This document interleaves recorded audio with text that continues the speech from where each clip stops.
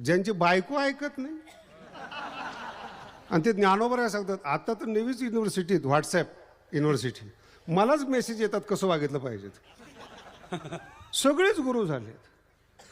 ज्ञानोबरायला कुणी बोलावं, तुझं बजेट काय,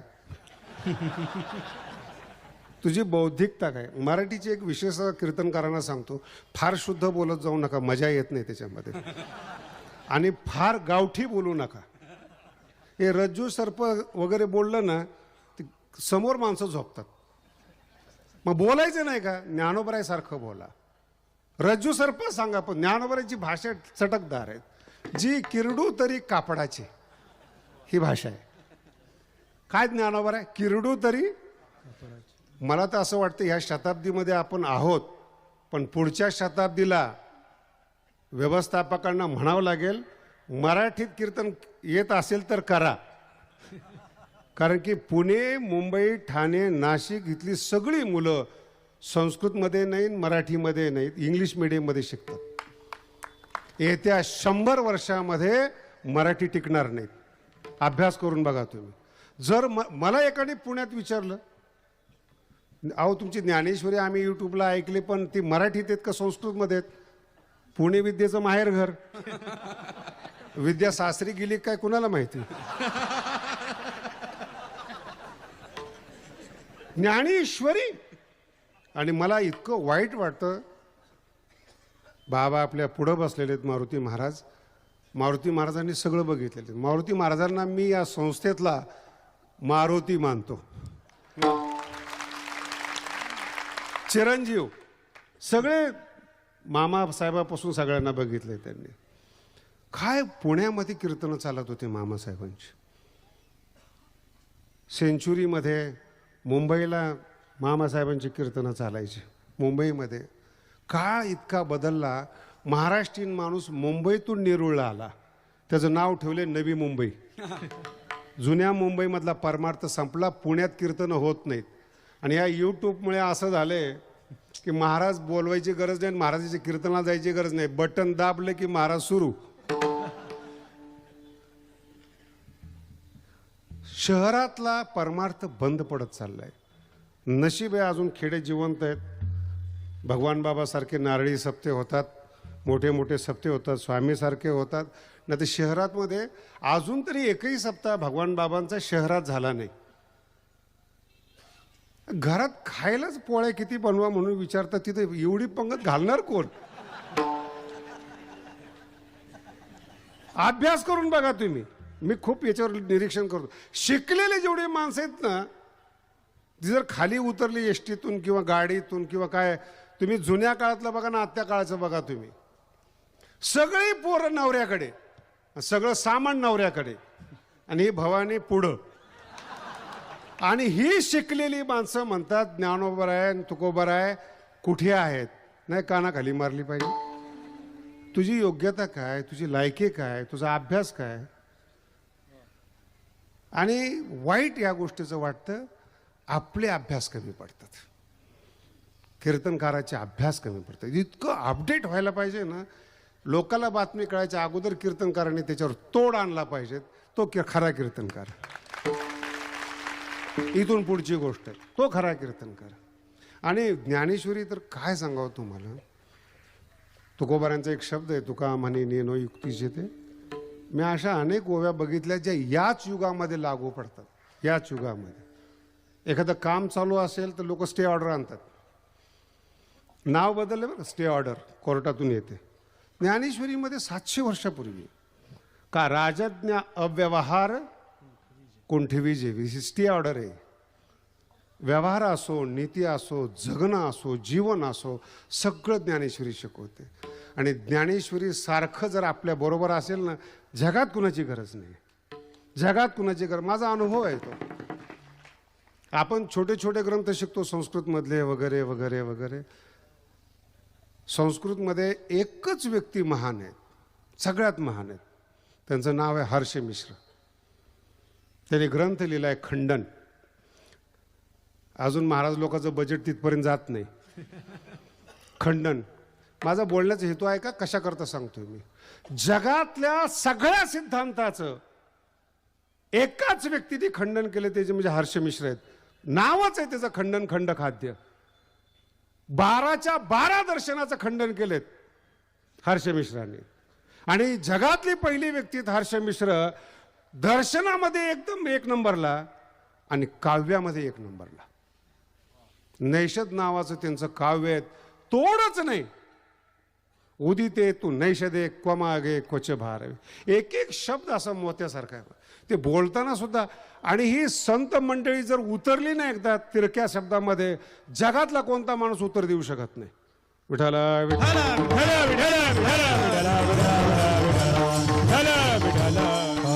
आसुरीचं वर्णन करत असताना ज्ञानोबांनी काही तार्किक वेढे टाकलेले आहेत. अरे बाप रे! अरे क्या हुआ? ट्रांसफॉर्मर ब्लास्टेड ऑफ, रिपेयरिंग में अभी और 2 घंटे लगेंगे. ऐसे बोलकर देखिए. वेढे टाकलेले आहेत. प्राण घेपती संपन्नाचे. एक रस्त्याने माणूस चाललाय 5 लाख घेऊन, अनेक वेळा दरोडे पडतात आणि त्याला लोक मारतात आणि त्याचे 5 लाख लुटतात.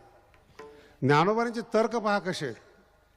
प्राण घेपती संपन्नाचे, ते पाप आहे. हे पाप जरी साचे, मग त्याचे जे 5 लाख रुपये याला मिळाले ते पुण्य फळ आहे की दृष्ट फळ? त्याला जे 5 लाख रुपये मिळाले ते काही पुण्याचं फळ आहे का? मारणं पाप आहे. मग पैसे मिळतात ते काही पुण्याचं फळ आहे? ज्ञानोबाराला कमी तारखे समजू नका बरं. हे जे 2 जण आहेत ना, हर्ष मिश्र आणि ज्ञानोबा आहे, उत्तरच देऊ शकत नाही कोणी. नैषदमध्ये सुद्धा असे तर्क टाकलेले आहेत, खूप सुंदर आहेत. हताश्चे दिव्यदिव्यंती दैत्य अदैत्य ऋणारणे. आमचे ढोक महाराज रामायण सांगत असतात, त्यांच्याबद्दलच आलं याच्यामध्ये. आणि हर्ष मिश्राने लिहिलेलं आहे, जर दैत्यांना मारलं तर दैत्य स्वर्गामध्ये जातात.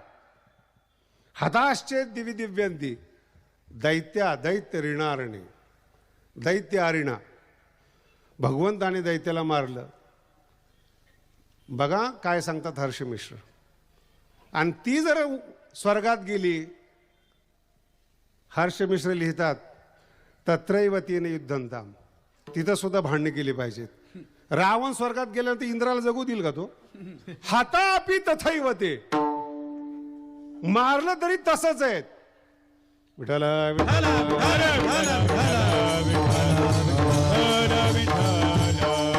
हे 2. आणि यांच्या पुढचं सांगतो तुम्हाला. फार मोठी मोठी माणसं तर्काला घाबरतात. काही विद्वान मंडळी म्हणतात तर्केताम मा कुतर्केताम, कुतर्क करू नका. पृथ्वीवर एकच ज्ञानोबराय असेल, कुतर्कांची दृष्टी सावीची फेडी. तर्क तर कराच, कुतर्क जरी असला तरी त्याला मी नीट करतो. ज्ञानोबराय सांगतात. काय ताकद आहे ज्ञानोबरायांची, काय भाषा आहेत. आपली तिथपर्यंत पोहोच पाहिजेत. आणि ही पोहोच होत नव्हती म्हणून क्रमशः संप्रदाय विकसित होत. ज्ञानेश्वरीच भागवताच्या रूपातून. आणि तुकोबारांचं तर काय सांगावं आपल्या सगळ्यांच्या पुढं, असं काही राहिलेलं नाही. तुकोबाराय जेव्हा येतात आळंदीला, इतका गोड शब्द आहेत. मी तो माझ्या पुढं आदर्शच ठेवलेले आहेत. तुका म्हणे तुम्ही उदार कृपा, शृंगारिले बाळ. बाळ शब्द एवढाच आपल्यासाठी महत्वाचा आहे. एखादी कुलीन स्त्री असेल आणि तिच्या पुढे परपुरुष जर गेला, घरातला नातेवाईक गेला, जवळचा गेला, आपलं शरीर दाखवत नाही. ती कुलवधू लपवी अवेवा, दाखवत नाही शरीर. पण तिचं जर बाळ असेल ना तर तिला पाजते. ती ज्ञानेश्वरीतला ब्रह्मरस प्यायचा असेल ना, बाळ व्हा, विद्वान नका हो. आपण जे चुकतो ते इथे चुकतो, आपण विद्वान होतो. आपण ज्ञानोबरायांच्या शब्दांचं विश्लेषण करण्याचा प्रयत्न करतो. ज्ञानेश्वरीत असं कुठंच लिहिलेलं नाही की विश्लेषण करा, कुठेच लिहिलेलं नाही. ज्ञानेश्वर महाराजांचा आवडता शब्द आहे अवधान. तरी अवधान अवधान शब्दाचा अर्थ आहे ऐका. पुन्हा सांगतो, अवधान शब्दाचा अर्थ आहे ऐका, माझ्याबद्दल सांगू नका. ऐका, अवधान, लक्षपूर्वक. ती ओवी आपल्याबरोबर बोलली पाहिजे, तिचा भाव मोकळा झाला पाहिजेत, अक्षर न अक्षर आपल्या हृदयाला भिडले पाहिजेत. ब्रह्म रस सुस्वादे. तो जो रस चाखला ना, मग तुम्हाला पूर्ण मृत्यू लोकांमध्ये कोणत्याच लोकांकडे पाहायची गरज नाही आणि भीती नाही. ब्रह्मरस चाखल्यामुळे विषयरसाकडे मनच जात नाही. विषयी विसर शब्द पहा, अंगी ब्रह्मरस. तो ब्रह्मरस सुस्वादे अक्षय. काय केलं ना तुकोबारायांनी? अनेक मोठमोठ्या लोकांच्या तोंडातून मी ऐकलं, भंडारा डोंगरावर जाऊन त्यांनी ज्ञानेश्वरी पारायण केलं. जगद्गुरु तुकोबारायांनी चिंतन केलं, काही पाठ केली, काही चिंतन केलं, आणि जगद्गुरूचं व्यक्तिमत्व स्वतंत्र झालं. तो आशीर्वाद आहे, वंश परंपरेचा आशीर्वाद आहे. आणि इतकी काळजी असते ज्ञानोबरायला, तुम्ही फक्त बाळ व्हा, सगळी जबाबदारी ज्ञानेश्वरी स्वीकारते.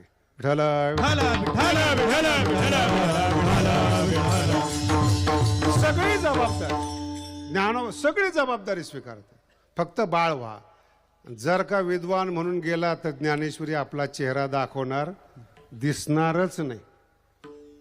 आणि जर ब्रह्मरस किंवा चेहरा जर दिसला नाही ज्ञानेश्वरीचा ना, ते जगणं फुकट आहे, काही परमार्थ करून फायदा नाही. येड्या गबाळ्याला ज्ञानेश्वरी सांगायची, लोकात फिरायचं, याच्याकरता जगद्गुरु तुकोबाराय पहिल्या चरणात जिंकावा संसार,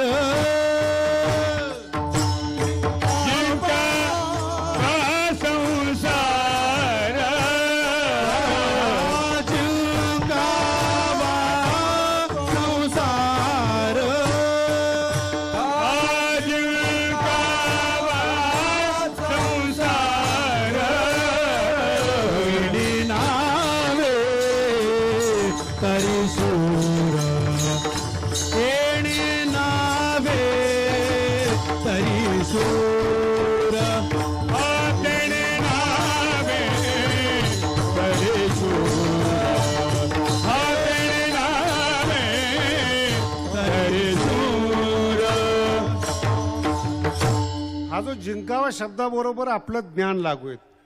तुम्ही विद्वान झाला, महान झाला, लोकावर उपकार करू शकता, आत्मउद्धार करू शकत नाही.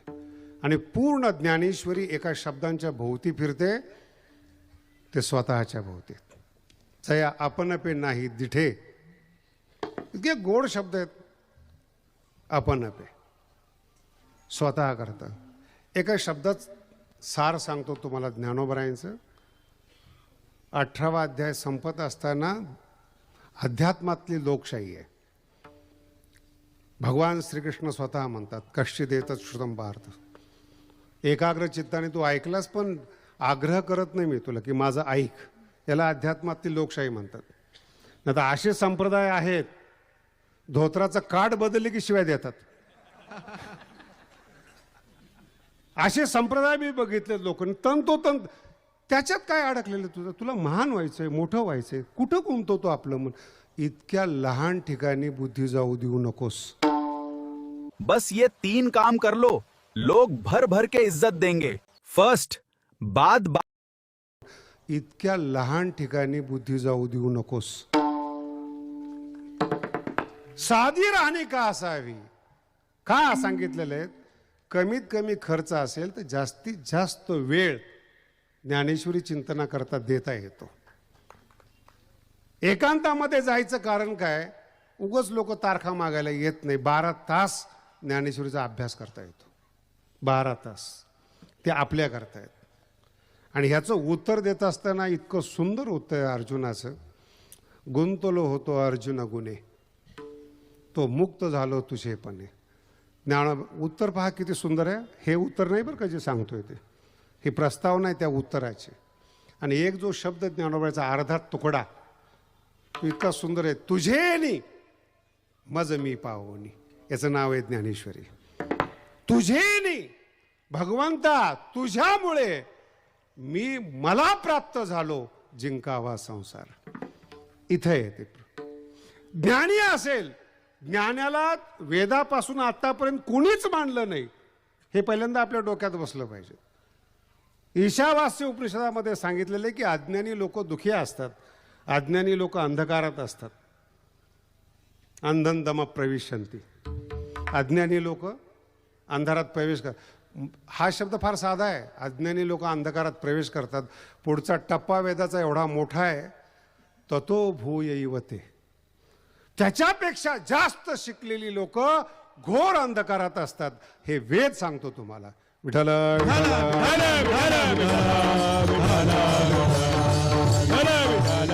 ततो भूयैव ते. याचा मराठीतला अनुवाद सांगतो. ज्ञान गिळो निगावा. साधी ज्ञान गिळो, ज्ञान मिळवा बरं. तुझेनी हा शब्द ज्ञान मिळव. गुरुचे शिष्य व्हा. तुझेनी असा प्रसाद केला. ईश्वर, हे शिकलेली लोक प्रश्न विचारतात, देव आहे का नाही, काय आहे काय नाही. जगद्गुरु तुकोबारायण यांचे शब्द, तुझेनी मज मी पाहोनी. माझ्या अस्तित्वाचा मी आनंद घेतो. माझं अस्तित्व मला सापडलं. माझ्या अस्तित्वाची ताकद मला सापडली. ज्या माणसाने, एका दुसऱ्या शब्दात सांगतो, जगद्गुरु, आपल्या अस्तित्वाची ताकद ज्याला सापडली ना, तो दोन गोष्टीचा त्याग करतो. पैशाचा त्याग करतो आणि जगाचा त्याग करतो. दोन गोष्टी सोडतो. पूर्व पक्षी धातू आणि जन धिक्कारिले. अशा माणसाला देव प्राप्त करावा असं कोणी सांगितले? स्वये जनार्दन. त्यांचं नाव आहे जोग महाराज. विठ्ठल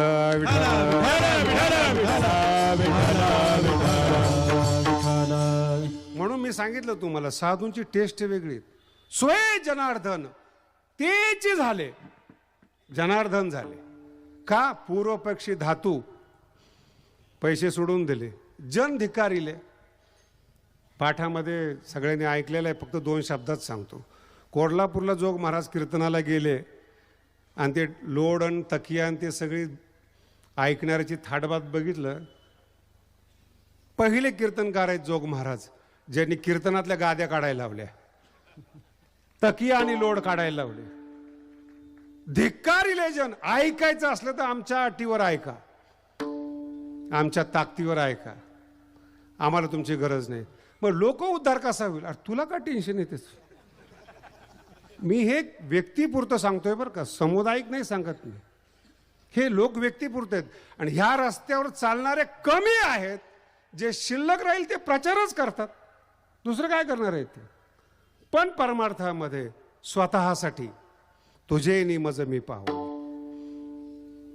आणि मग पुढचा शब्द आहे, कर्तव्य जरी माझं संपलं असलं तरी आज्ञा तुझी वाचून मग मी संसार करायला. पहिल्यांदा तुमच्या अस्तित्वाचा आनंद घ्या.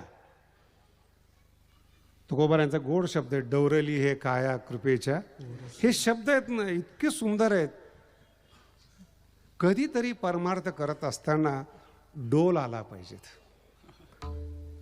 जगद्गुरु तुकोबाराय इतकी गरिबी कोणाकडेच नव्हती, सगळ्याला माहिती.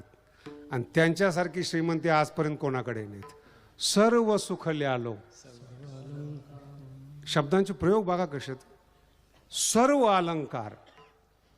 आता सांगितलं, शृंगारीले बाळ सर्व अलंकार. आनंदे निर्भर डुल्लत असो. हा डोल ज्या दिवशी तुम्हाला मिळाला त्या दिवशी माऊलीची ज्ञानेश्वरीची कृपा आहे. लोकांनी काय, लोक कोणालाही बोलतात. आता देशाचे पंतप्रधान आहेत, म्हशी राखणार पोरग सुद्धा त्याला सल्ला देत, असं केलं पाहिजे तसं केलं पाहिजे.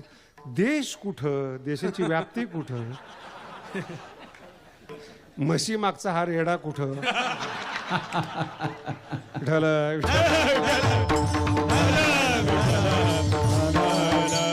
आनंदे निर्भर डुल्लत असो. स्वतंत्र व्हा, स्वतंत्र व्हा. तुमच्या आनंदासाठी कोणाला पायघडे घालू नका. कोणी काही देत नसतं या जगामध्ये. तुमचा प्रयत्न, तुमचा पुरुषार्थ तुमच्या अस्तित्वाला मोठं करत असतो. तुका आकाश आहे एवढा. ज्ञान अहंकारच दुसऱ्या चरणात. फार गोड अभंग आहे. एर बापुडी शब्दामध्ये आहे ना तुकोबरायच्या अंतकरणातल्या वृत्तीतला तिरस्कार प्रगट होतो. एर बापुडी. आणि तो ज्ञानोबराय तुकोबराय हे असे लोक आहेत ना, लवकर शब्द कळू देत नाही. ते अर्थच कळत नाहीत लोकांना. माझी गुरुजी ज्यांच्याकडे मी शिकलो, स्वामी काशिकानंदजी, त्यांची भाषा 2-4 वर्ष मला कळतच नव्हती. एक कथाकार होते, त्यांच्याकडून एक चूक झाली.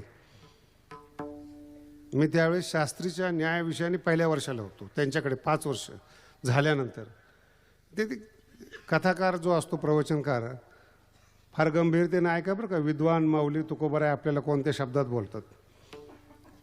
मी ती चूक सांगायला गेलो स्वामीजीला. स्वामीजी म्हणले, अरे ओ कथाकार आहे. मी पुन्हा सांगितलं त्यांना, तुम्हाला जसं कळलं नाही तसं मला पण कळलं नाही. मैं स्वामीजी अरे बड़े कथाकार है. मी बोले स्वामीजी, मला म्हणे तेरे को समझ में नहीं आया. मैंने कहा नहीं. ज्याची बुद्धी कुंठित होते, फक्त तो बोलू शकतो, म्हाताऱ्या माणसा पुढं, त्याला कथाकार म्हणतात. आणि बडा कथाकार म्हणजे कळेल तुम्हाला. बडे कथाकार नाही कळत. एक साधू आला, तो थोडासा मूर्ख होता, तुम्ही माझ्या लक्षात नाही आला. यांचे शब्द सांगतो तुम्हाला कसे असतात. न्यायशास्त्रामध्ये जे अनेक 2-3 कारणं आहेत, त्याच्यामध्ये गाढव सुद्धा एक कारणीभूत आहे. घट तयार करत असताना उपादान निमित्त वगैरे ठीक आहेत, पण तिने न्यायशास्त्र म्हणलं. त्यांनी विचारलं की बाबा गाडगं घडवत असताना गाढवावर सुद्धा माती आणतात, गाढव सुद्धा कारणीभूत माना. त्याला अन्यथा सिद्ध शब्द वापरला. पंचमन्यथा सिद्ध, अन्यथा सिद्ध. आता गाढव शब्द आहे बरं का, त्याचा अर्थ. अन्यथा सिद्ध शब्दाचा अर्थ गाढव आहे. एक साधू समोरून आला, मूर्ख असेल काय असेल त्यांची त्यांना माहिती. मला स्वामीजी म्हणले, अरे तो अन्यथा सिद्ध आ गया. त्याच्या तोंडावर अन्यथा सिद्ध आ गया. मला कळालं पण त्याला कळालं नाही. तो पाया पडला आणि बाहेर आल्यानंतर म्हणले, स्वामीजी मेरे को अन्यथा सिद्ध समजते है. काय बोलावं त्यांना. ही जी बापुडी शब्द आहेत हे फार विचित्र आहेत. हरिविन जन्म नरकाला जायचीच गरज नाही. लोक म्हणतात वर नरक नाही आहेत. कुणी सांगितलं वर नरक आहे. जे मोठे मोठे पापी एवढे सन्माननीय असतात. ज्ञानेश्वरी सांगतो तुम्हाला, यांना नरकात जायची गरज नाही. जेवढा मोठा पापी, माऊली म्हणतात त्यांना नरकात जायची गरज नाही. पापे आपुलेनी थावे जव करती मिळावे. जिवंतपणे या पापी माणसाला नरक भेटायला येतात. ज्ञानोबांच्या ओव्यापा कशा आहेत. जिताची आघवे येती नरक. त्या माणसाचे शेजारी उभा राहिले तर आपला परमार्थ विसरतो. आपल्याला दुःख. काय काय माणसं जर बघितले ना, असं वाटतं कायम 10व्यावरून चालेत. हसतच नाही जीवनामध्ये, आनंदच नाही. एक महाराज तर खालीवर बटन करायचं असं. मी म्हणलं, अरे जरा बटन तर नीट लाव. असो ऐसा कोठे. काय पद्धत आहे. कुठली पद्धत आहे. स्वतःला धोका देऊ नका. स्वतःला अज्ञानात ठेवू नका. स्वतःला ज्ञानी समजू नका. बापुडी येते कीर अहंकाराची. विठाला